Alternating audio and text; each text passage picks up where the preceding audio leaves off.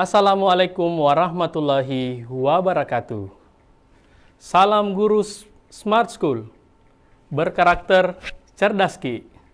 Hello everyone, I am Rahmat Ahmad from Senior High School 2 Sidrap.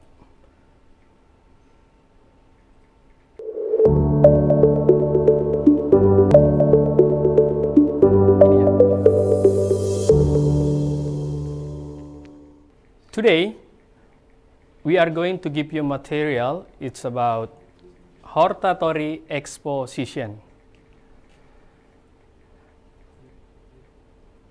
How is it going on?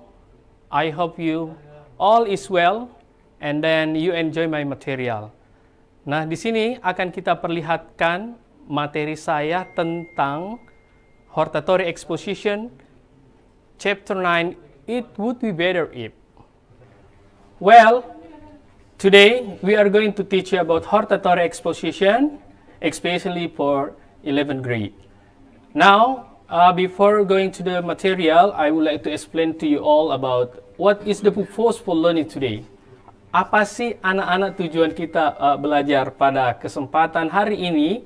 Tujuan kita adalah peserta didik terampil menangkap makna secara kontekstual dari teks hortatory exposition dan menyusun teks hortatory exposition untuk menyampaikan pendapatnya. Nah, ada dua indikator yang akan kita capai. Yang pertama, the first is mengidentifikasi informasi yang rumpan dari teks hortatory exposition.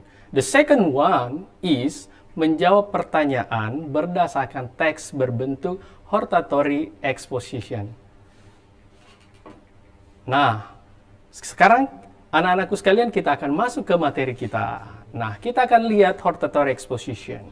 Well, what is the purpose? Tujuannya kita belajar hortatory exposition, saya kira anak-anakku sekalian sering melihat di TV, ada perdebatan, misalnya di Indonesian Lawyers Club, atau di kegiatan-kegiatan lain itu ada perdebatan yang berbeda. Nah, hortatory exposition, the purpose is to persuade the readers and listener that something sure or should not be the case. Nah, dalam teks organizationnya ada tiga hal yang perlu kita perhatikan. Yang pertama adalah di sini akan kita melihat bagaimana sih di sini topiknya, topic of the text for the first paragraph. The second is about arguments. We need arguments. Kita butuh pendapat. The third one it's about recommendation. The last paragraph especially to give a suggestion or solution to try about the motion. Nah, sekarang akan kita lihat language feature apa sih yang kita pakai anak-anakku sekalian. Yang pertama ada conjunction, yang kedua ada present tense, kita pakai compound sentence-nya, complex sentence-nya, terus ada modal adverbs, and then subjective opinion dan emotive words.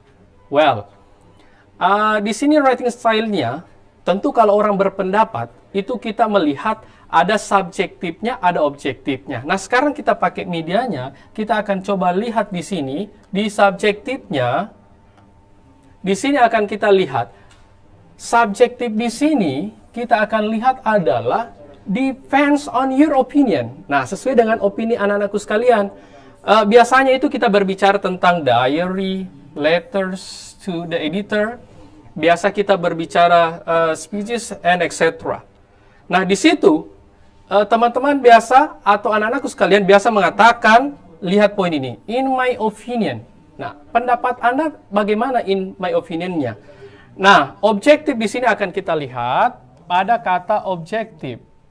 Authors try to remain neutral and just give facts. Biasanya ini bersifat fakta. Fakta-faktanya apa sih yang akan kita sampaikan? Biasanya itu dia non-fiction atau kalau kita masuk di Google Encyclopedia atau History Books itu adalah merupakan objektif yang sudah teruji kebenarannya. Well, kita move to the next material. Oke, kita akan move di sini. Ya, di sini ada complex sentence-nya, ada bercerita tentang main and subordinate clauses-nya.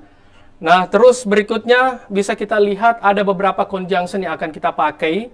Di sini ada fungsinya to link two or more clauses in clauses sentences. Nah, itu berbicara tentang time, place, condition, purpose, and etc. Nah, di sini kita melihat di bagian ini akan kita lihat di sini adalah dia adalah bagian-bagian daripada conjunction. Nah, di sini banyak sih kita anak-anakku sekalian bisa lihat before and after, since, until, and etc. ya. Berikutnya, oke. Nah, di sini ada noun clause-nya. Noun clause di sini terbagi atas dua. Noun clause ini ada dependent-nya, working as a noun. Nah, jadi posisinya bisa kita lihat yang underline. Ada kata di situ bisa kita lihat penggunaan kata how long the rain lasted. Nah, kalau kita garis lihat di sini, ini adalah bagian daripada noun clause. Nah, di situ akan kita lihat. Atau yang kedua, what we urgently need for the victims of the flood in Masamba.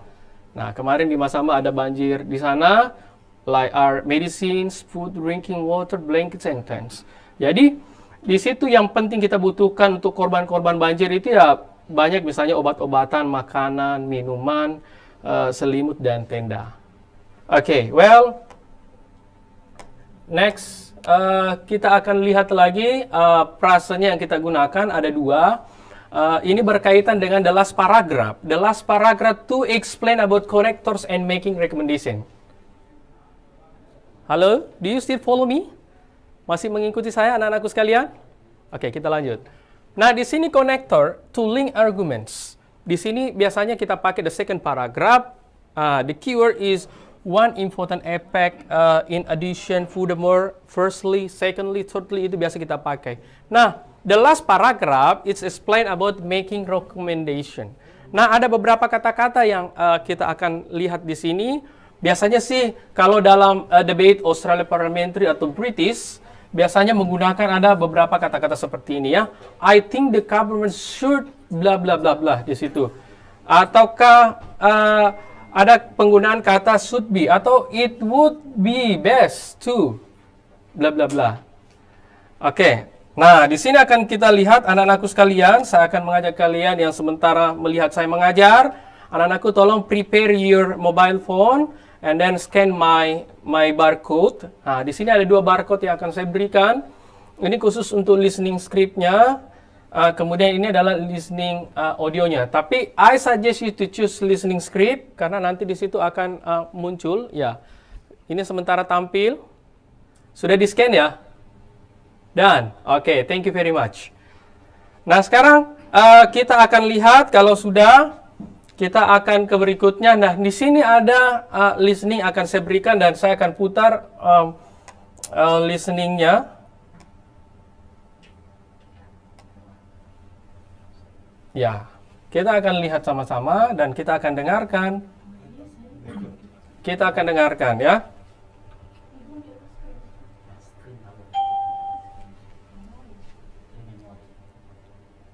Chapter 9. It would be better if. Activity 1.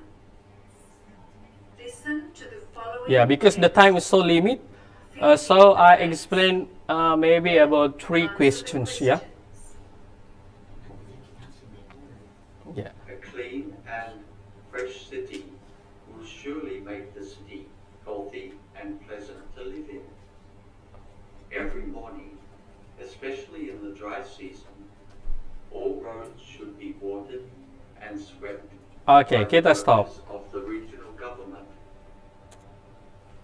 Nah, sorry. Kita stop ya. Nah, sekarang kita akan lihat di sini audionya kita stop. Nah, sekarang kita lihat tadi dari listening yang kita dengar, kira-kira anak-anakku sekalian itu mendengar apa ya tadi dari situ? Ada istilah apa di situ? Ya? Nah, mungkin ada yang bisa bantu saya menjelaskan? Oke, maka tadi kita mendengar ada istilah all. Ya, tadi ada istilah yang memakai istilah all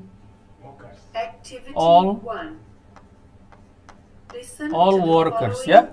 Nah, itu jawaban yang kita pakai, bisa kita lihat jawabannya. Terima kasih untuk anak-anakku, thank you very much for your time. Hari ini kalian sangat luar biasa sekali. pada kesempatan ini kita akan stopkan dulu. Oke, kita akan stopkan dulu materinya. Dan untuk hari ini, thank you very much for your time. Terima kasih untuk anak-anakku sudah berbagi, sudah saling belajar. Mudah-mudahan ada yang bisa kita dapat hari ini. Kalian sangat baik hari ini telah mendengarkan materi saya dan sudah memberi umpan balik dari materi Hortatory Exposition. Thank you very much and see you next time. Wassalamualaikum warahmatullahi wabarakatuh.